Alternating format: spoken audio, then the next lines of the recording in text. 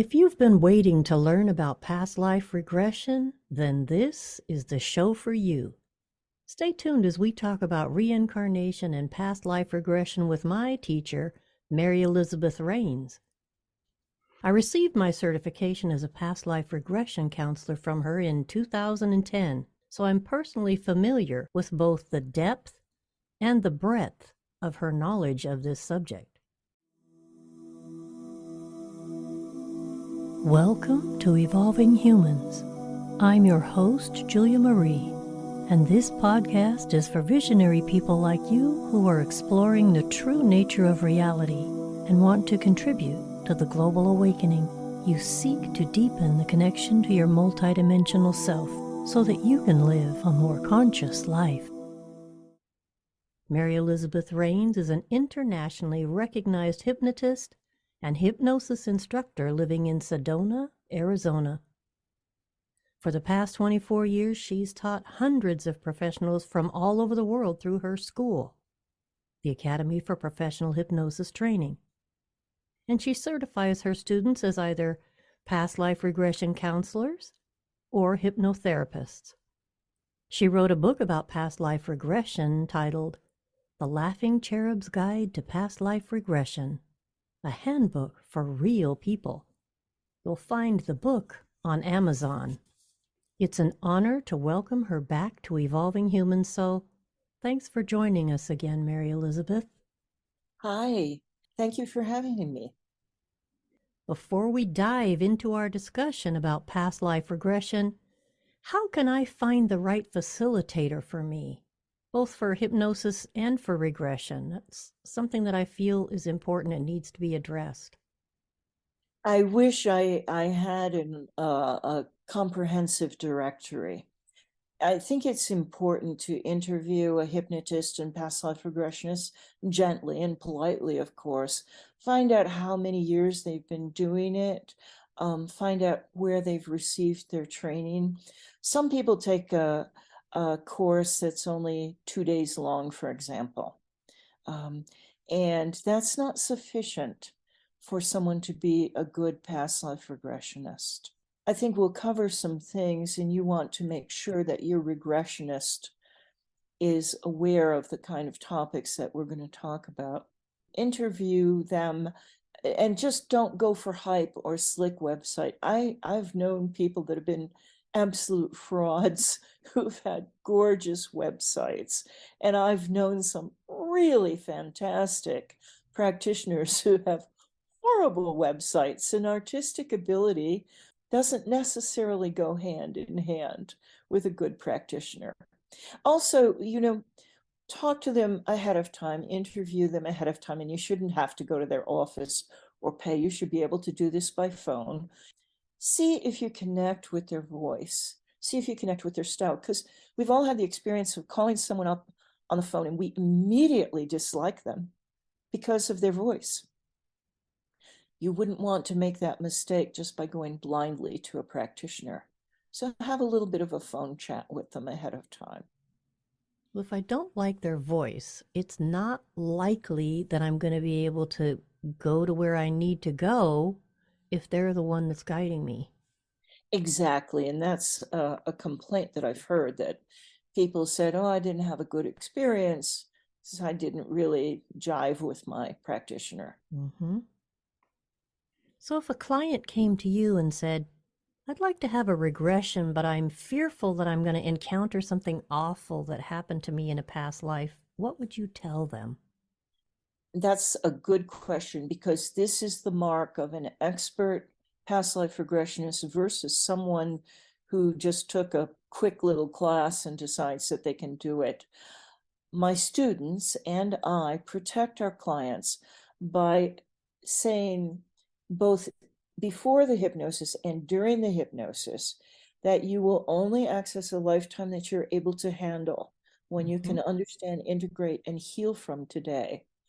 I've certainly had experience with clients who went to a regressionist who took them to a lifetime where they experienced lots of trauma, and then there was no healing at the end. They left immersed in trauma because there was no healing or no integration at the end. and they left feeling damaged and even traumatized. So be sure that any practitioner you see does safeguard you. It doesn't mean you won't experience trauma, by the way, but you will only experience what you are able to handle and heal from and deal with. Something else I hear a lot, but don't necessarily know if it's absolutely true, is what if I can't be hypnotized? Are there any cases where a person just can't be hypnotized? Yeah, it's people who abuse drugs and alcohol, Mm, people with extremely low IQs, who, and the latter aren't going to come to you for hypnosis probably anyway, and people with very serious mental illness. Now, I'm not talking about the neuroses or the depression that all of us have a touch of from time to time, but I'm talking about very serious psychoses, for example. Um, and and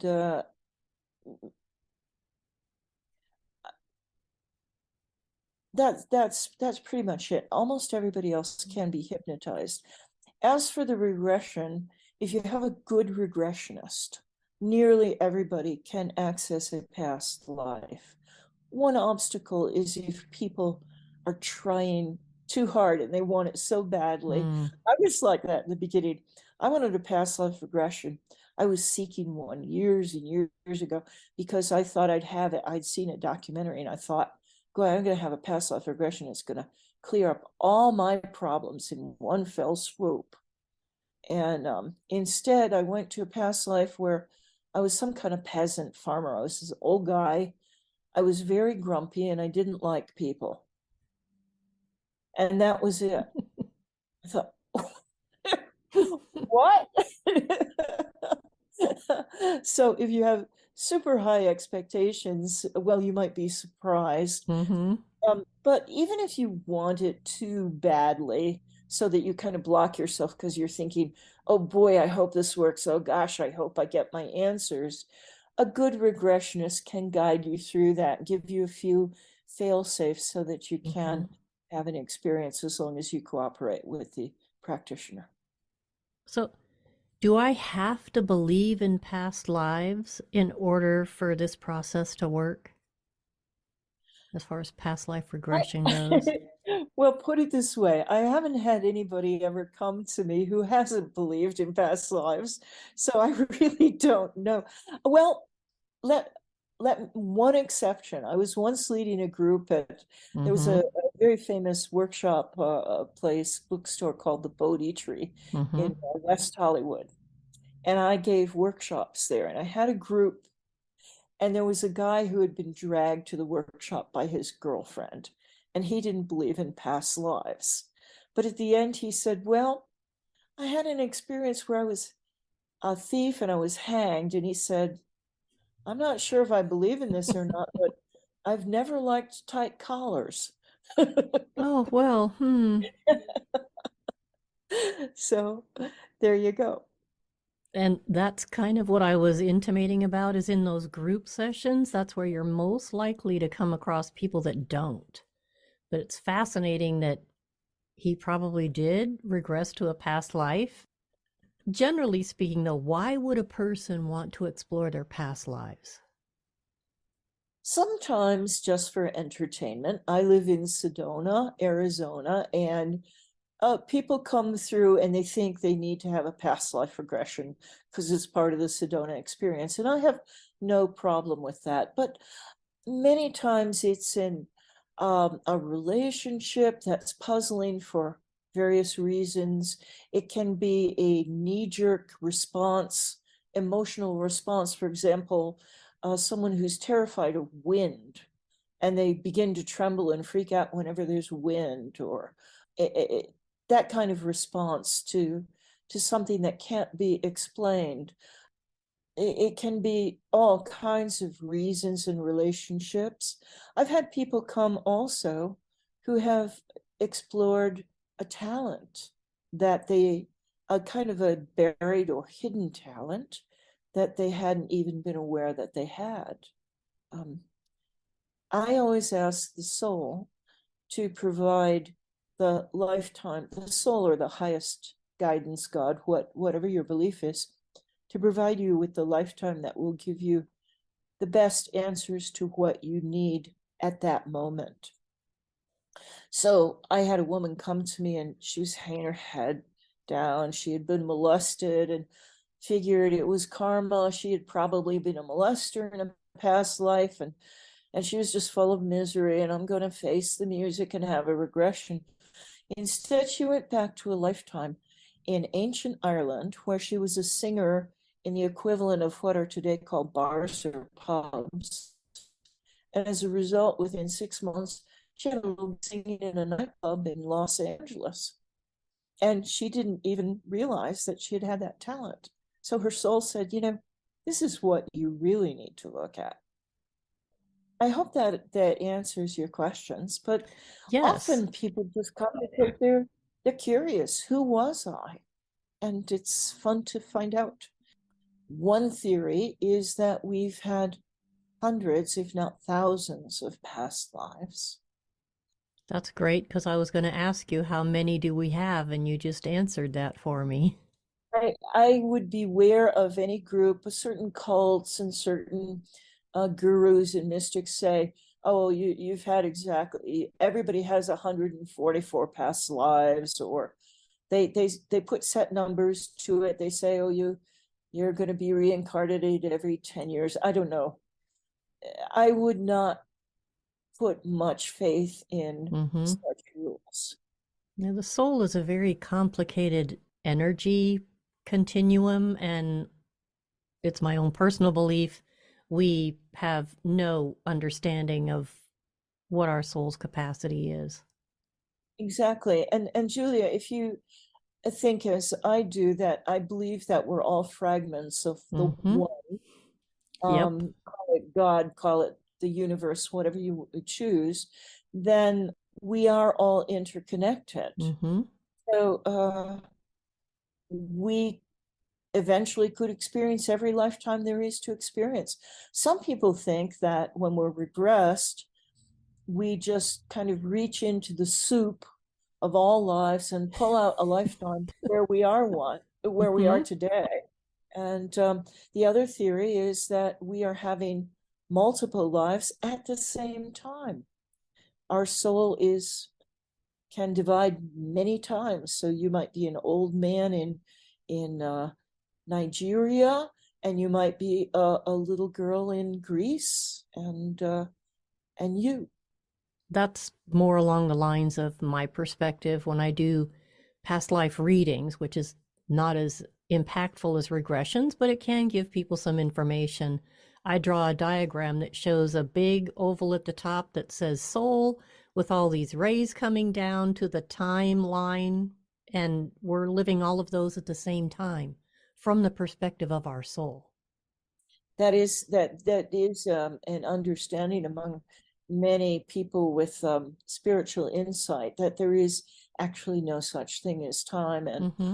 living all our lives at the same time. Mm-hmm. So if you heal something that was damaged in the past, you are also healing your present and all your Exactly. lives. Yeah. Yep. That was beautifully put, and I'm on that train with you. You touched briefly on karma from that one woman. Would you mind going into a little bit more about what karma is and how that works or entwines with past life regression? Yes, I can share my point of view as it is today. And by the way, Mm-hmm. my points of view or my understandings are changing. I like to listen, by the way, to a lot of near-death experiences, Yes. because I figure the people that have gone to the other side have the best access to the truth, including those of past lives. Mm-hmm. There are going to be people that will absolutely contradict what I believe at present, and who knows. But my understanding is that every single action, every single thought that we have comes back to us in exact form. Karma. Um, Yep. Karma, it's what is called today, some people have a school of theory called the law of attraction. And I believe in it is correct, except that it takes place over centuries, perhaps millennia, not just in one life. So if I stole someone's goat in the 1500s, today someone might steal my car. So when I say exact, I mean exact in terms of the energy and the experience and response that it causes. Mm-hmm. But it's also positive karma. If you helped someone out in the 15th century, maybe you'll drop your grocery bag and some stranger will pick it up and carry it to the car for you in this lifetime. Mm-hmm. It's really quite beautiful to have this theory because this means we have complete responsibility For for our lives everything. and Yep. ourselves. And then it also helps take the burden off. If we experience something that's kind of ugly in our lives, we can say, well, maybe I'm paying off a karmic debt. So maybe that's okay. Mm-hmm. Instead of, going into that Poor suffering, me. Yep. poor me, right? I'm such a victim. There is no victimhood if you consider this karma. Other people have different ideas about it. Mine's just one of many. And none of us are ever going to definitively know as long as we're speaking from the consciousness level that inhabits a human body. It's true. Even with the near-death experiences, some people Yep. come back and say there is no such thing Mm-hmm. as reincarnation. Other people say, absolutely, I went to the other side. I was shown my past lives, and they have agreed or validated the theory that I currently have of karma. Now, if I'm someone who does believe in past lives, is there any way to prove that? I mean, how could I maybe say to someone, there's this that might be evidence that we do live more than one lifetime? Yes and no. Mm-hmm. I certainly have had a few clients who have done research into a past life circumstance that they came up with, something they would never have been exposed to, and discovered that yes, such a thing actually was. I had a woman, for example, and this is in my book, The Laughing Cherub Guide to Past Life Regression, a woman who was in the Great Potato Famine in Ireland in her past life, but she had been completely unaware of that historically. And even in the past life, she was saying, we're fighting over, it has to do with potatoes. And she was just so stricken by that because it just seemed so odd to her. And she had never heard of the wars that had resulted, the war that had resulted, or the rebellion because of the potato famine. I've had other people have other extremely validating experiences. There's a man who's written a book about children's past lives. In fact, there are a number of them. I've known people who, as children, knew who they were in a past life, yet and have actually gone back to the place, the town or the village or the relatives that they once had in a former life, and have validated a lot of things. Mm-hmm. But I guess there's no way of proving it. Someone could say, well, they were just being psychic or whatever. I'm just glad you shared those things because there are, as you said, quite a number of books, and there's actually some videos. There's one that's coming to my mind about that young boy who was the pilot who went down, and his parents took him, and they did a whole thing for him being able to say goodbye to that person who he was at that time so that he could live the lifetime he was in currently. To me, that's one of the most moving examples of exactly what you're talking about. I can't remember his name. And I don't have it either, but there's Yeah. several Mm-hmm. such books. So how could I use past life regression for my own healing? That's a wonderful question. There are multiple ways. One is simply recognizing what was and acknowledging it and honoring it. Unfinished business. Sometimes we're left dangling a relationship, or someone died and we thought they abandoned us, but they actually had been killed, but we didn't know it at the time. There can be all kinds of unfinished business. And when we learn about that and realize that, then we have the opportunity to finish it. It's good. Sometimes it's learning what we need to do to resolve some karma,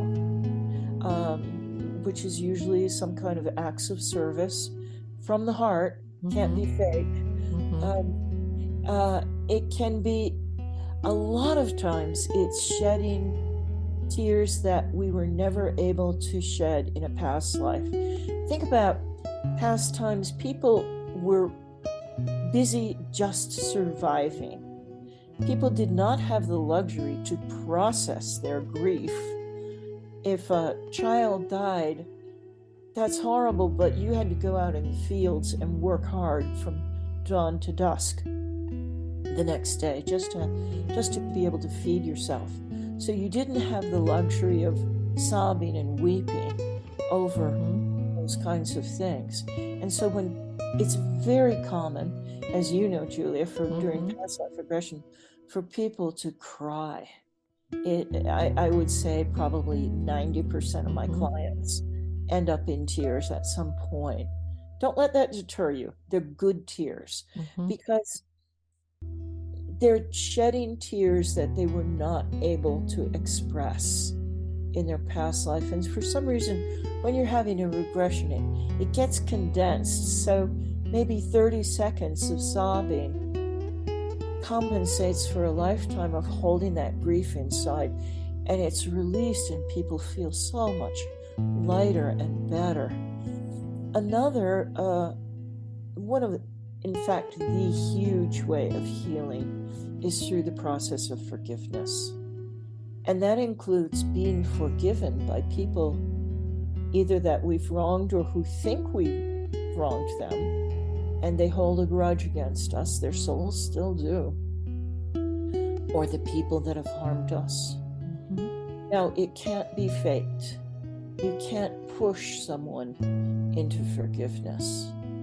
They have to genuinely be willing. So I've certainly had clients who wanted to hold on to that resentment from hundreds of years ago and clench their jaw and were not ready to forgive. And it's too bad.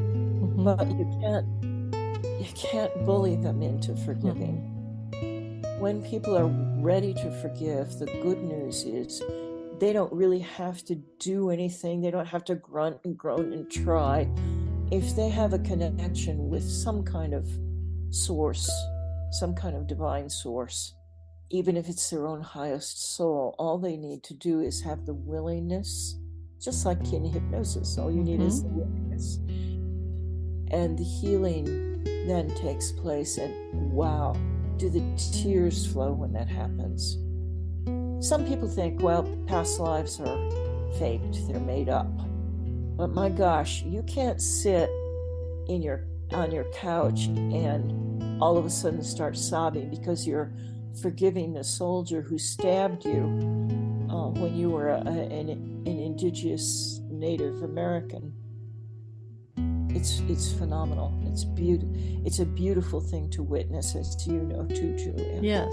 Well, it's been 13 years, so I don't expect you to remember this, but my poor regression partner had to deal with me releasing tears that were really old from during our final exam. That poor guy. I felt way better after the whole process was over, and I've never forgotten it. It left an indelible mark on me. There's a huge benefit because that energy felt like it was stored in the cells of this container. Yes. Like it came out of this body. That trauma or energy or unexpressed grief was still held in my current physical body. Yes. And that's what amazed me about the experience. So, I'm going to thank you for giving me the opportunity to have that as one of my personal experiences. And apologize to him wherever he may be for being such a challenging final exam. It does seem that our cells do store Mm-hmm. what happened in our past lives that was not resolved and Yep. not healed. Even people sometimes will have scars or body injuries relating to a past life. I have a friend studied hypnosis with me, and he said he doesn't necessarily believe in past lives, but he recalled that from childhood he had dreams of being an adult male in some Asian country, and had a wife, and people were chasing them with rifles, and he got shot in the middle of his back. Repeated the same dream over and over from early childhood. And then he lifted up the back of his shirt and showed me in adulthood, he got a melanoma in the center of his back, Oh my. right where he had dreamt he had been shot, and he had a huge scar where they cut it out. Now, I don't think a little child is sophisticated enough to Mm-hmm. create an analogy that comes in the form of a repetitive dream.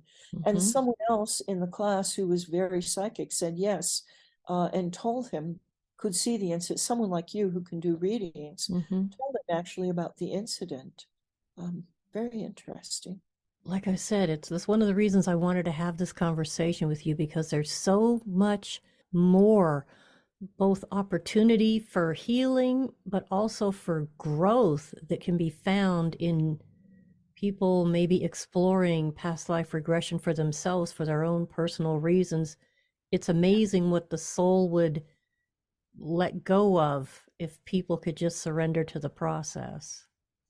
So many stories are running.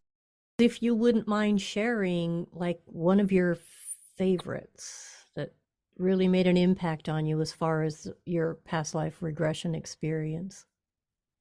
I do have one, and this is anonymous, so I doubt if Yes. we would never identify the Mm-hmm. person. A young man who was college age came to me, and he had an issue. He was very, very attractive, the kind of man that a lot of women his age would just flip over. Mm-hmm. And he had no problem with that. But when he liked a woman, he would get frozen. He would get phobic. He would get obsessed. He would go nuts. And then he couldn't really pursue the relationship. I mean, it was really, really messing him up. And there was no reason for it. He was, again, intelligent, had a good head on his shoulders in every other respect. But he was baffled. Why does this happen? He went back to a very, very simple lifetime. He had a woman, I don't remember if it was his wife or someone that had moved in with him, who he loved terribly, but she was a kind of a cheap woman, and she talked all the time, and he was a very sullen man who did not really like to talk. So he would just sit there and listen, and then she would nag him, why don't you talk to me? You never listen to me. And he actually loved her with his whole heart, but he just wasn't able to express himself to her. And one day she just left. And in those days, when someone left or disappeared, you had no way of tracing them. You had no way of knowing where they had gone. He spent the rest of his life drinking, lonely, obsessed with this woman, waiting for her to come back. Oh. Never ever did. It was really a very simple life. Mm-hmm. And by the way, most of our past lives are like that. They're very, very simple. And Mm-hmm. yet they have the clue. Mm-hmm. And because he recognized this, it completely changed his life. He even he wrote to me and was so happy. He even changed his major in college because he was now going to study psychology and work with people who had problems and obsessions. Wow. It was it was really, really special. Transformative. Yeah. Yeah. So that's a great story. And it's a wonderful place to end this episode. But before we go, do you have any final words or things about past life regression that you'd want to share with the listeners? I just say, if you're listening to this and something's getting sparked in you, even Mm-hmm. if it's a tiny spark, go for it. Be careful that you go to someone who's really qualified, Mm-hmm.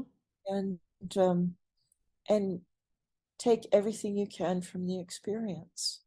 If Yeah. you're listening and there's a response that sparked within you, then I would say your soul is trying to talk to you. There's something for you to learn. And I will add, Julia does readings, and I do past life regression by Mm-hmm. phone. Um, and actually, you would think, why would I want to do it by phone? The phone actually makes it easier because people are in their own they're in their comfort clothes, they're on their own bed in their own house, Yep. and so they don't have to go through the thing of, oh, I don't know if I like her hair, look at those shoes, does she like me, does she not like me? It's comfortable, and people can go just as deep or even deeper Mm-hmm. on the phone. And I don't do it via Zoom because uh, we use the voice. It's Mm-hmm. really awkward to set up a computer when you're lying down on your bed to show your face. So Yes. So how can people get in touch with you? the best website would be, of course, HTTPS, Mm-hmm. whatever, past hyphen life hyphen regression hyphen Sedona.com. Past life regression Sedona.com. Okay. The words separated by hyphens. Okay. Okay. Again, I'll make sure I put that link in the show notes. Right. And I don't give out my phone number on my website because you get calls that are not wanted, but I'll give it out here on the podcast because I know anyone that's listening is a precious soul, and we're honest, so forth. It's 928-451-6116, and people can get in touch with me that way. Thank you so much. Okay. And I want to thank you again for such an enlightening conversation. I, frankly, really enjoyed myself. Thank you. It was quite a pleasure and quite an honor. It was fun too. Please share this with 2 other people so that together we can bring more light to this world. If you need guidance, want to reconnect with your loved ones in spirit, or are in need of energy healing, please go to juliamarie.us and click the Book Now button on the homepage. Until next time.